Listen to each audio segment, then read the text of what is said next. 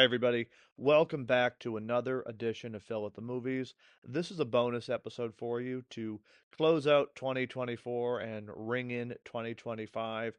Want to first off say thank you to everybody for your support over the last year. Looking forward to expanding and growing the YouTube channel in 2025, and let this be the first official kickoff of that endeavor. So, thank you to everybody who sent in a movie related question. Going to try to do this about once a month exclusively for the YouTube channel. All right, so without any further ado, let me begin with the first question. And this one comes from Jay.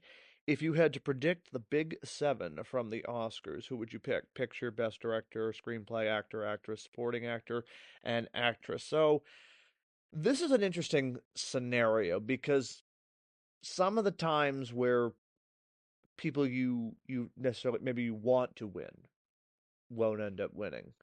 So there's sort of that different balance, if you will, between uh, your sort of your wants and who ultimately will probably end up winning.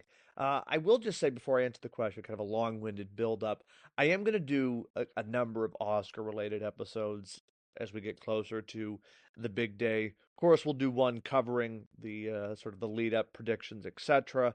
But also, we'll do a special, sort of exclusive episode where I will give you my personal takes on who I think should have been nominated films, actors, actresses, etc. And some of them I know will go against the grain because these will likely not be awards contenders next year. But we'll save that for 2025. Back to the main question. So we'll start with Best Director. And this is a movie that I have not yet seen, but I am dying to get to see. It's one of those cases where it just hasn't been showing anywhere near me. I think it will be sometime in January where I may be able to get to a screening, but it is The Brutalist, and it's from A24.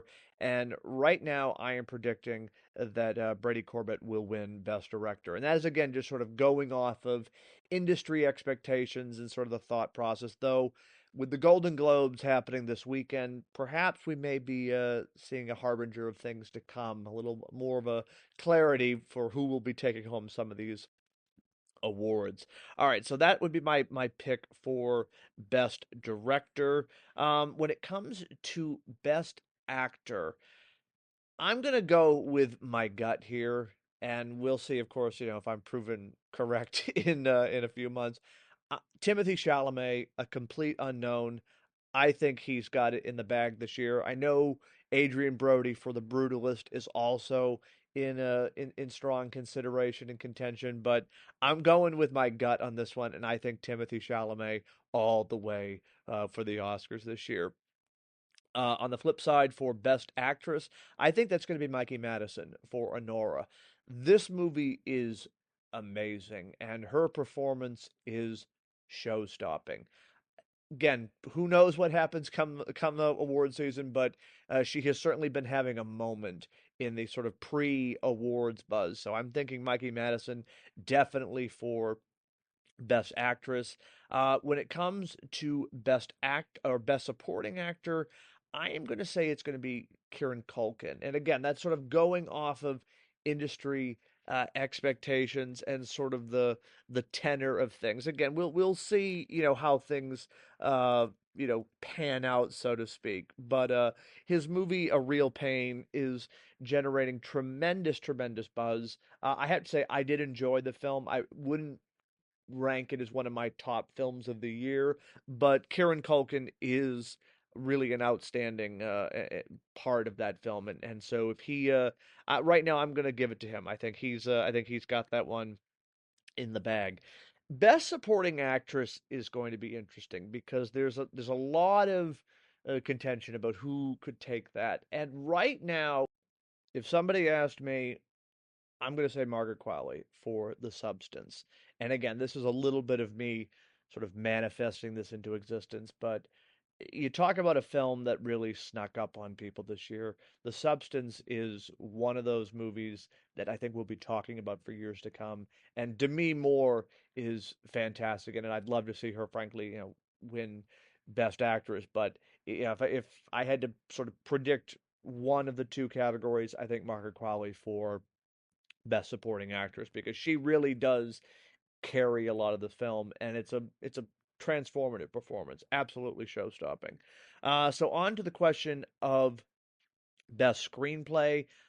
Keeping it in the family, I'm also going to say The Substance. It is a beautiful piece of screenwriting, and just from an imaginative state. Got a lot of times all this has to come from a simple idea, and this is one of those cases where it is just a perfect idea that just caught fire in the best possible way. And then last but certainly not least, this is where it gets interesting because it's not like last year for the best picture race where it was clear Oppenheimer had this thing pretty much locked up.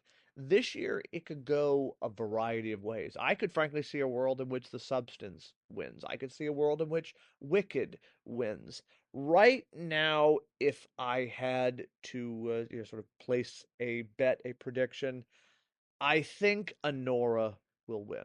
That is my gut feeling right now. We'll check back at it in a couple more months. So there we go. There's my predictions for the Big Seven at the Oscars. Thank you, Jay, for that question.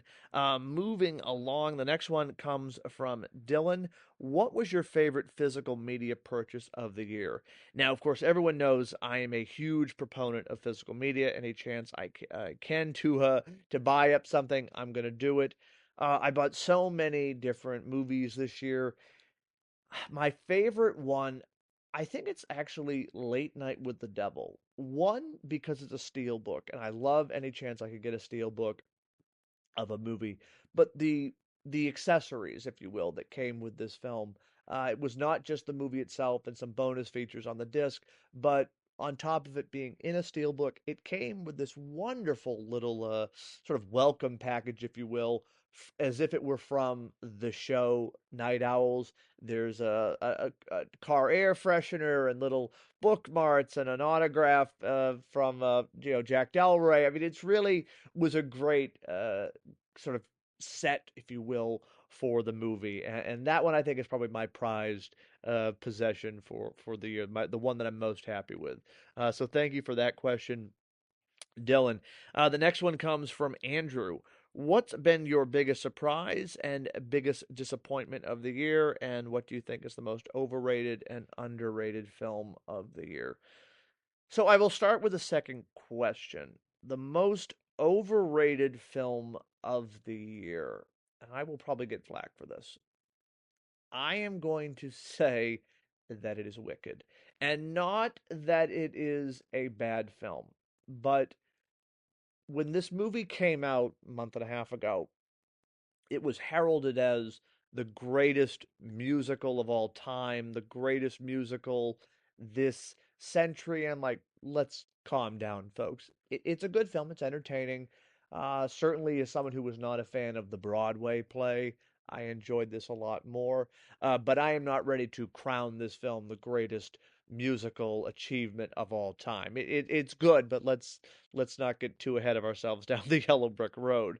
The most underrated film of the year. I am going to say, and I will be showing my bias a little bit, but Long Legs. And the reason I say that, even though this film was a massive hit, it did very well financially, it was a critical success, and audiences generally liked the film.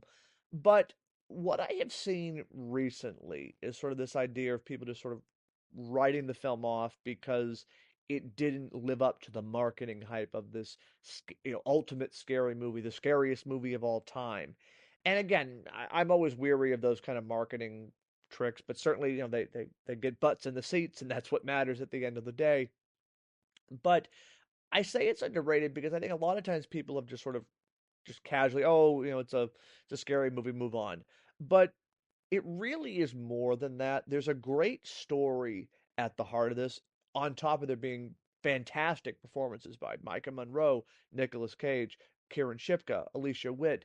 It really is a perfect film that sort of draws comparisons to films like Silence of the Lambs, but also in a weird way, some of the great satanic panic films. I was interestingly there was some Rosemary's Baby vibes to this movie, which I was not expecting going into it. So I'm going to say that is the most underrated film for me this year. And again, sort of interesting to say given the amount of attention and notoriety it received. But I do feel people are kind of quick to write it off as, oh, it wasn't that scary, so therefore move on.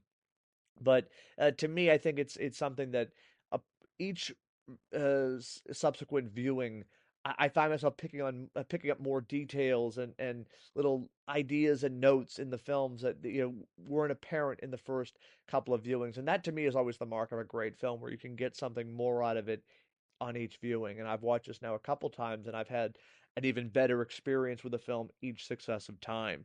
So yeah, definitely Wicked for the overrated film, and underrated, I'm going to give it to Longlegs. All right, biggest surprise and biggest disappointment of the year. Well, I think the biggest disappointment goes without saying. Joker Folie à Deux.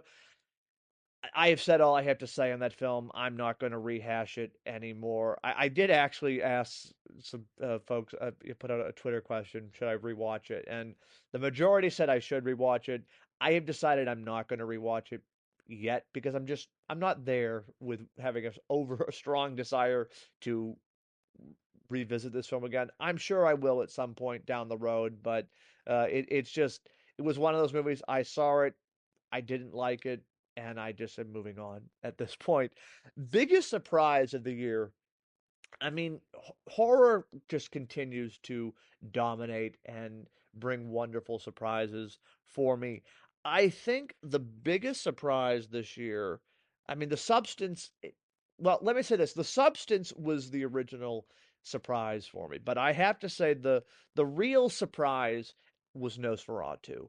That film I knew would be good because I'm a fan of Robert Eggers, and this is, of course, a retelling, a reimagining of the 1922 film, but I did not expect to be blown away by this film like I was. I mean, I will say it right now. This is the vampire film I have been waiting my entire life to see, and it will be the vampire film by which I compare all future films in the subgenre. I love this film. I think it is an instant horror classic and one that we will be talking about for years to come. So that definitely for me, that is the biggest surprise of the year. The substance was before Nosferatu, but he came in there, crept along, and just blew my mind in the best possible way. So there we have it. Those are some of the questions that you sent in before the end of the year. Want to thank everybody who took the time to submit some movie questions. I will keep you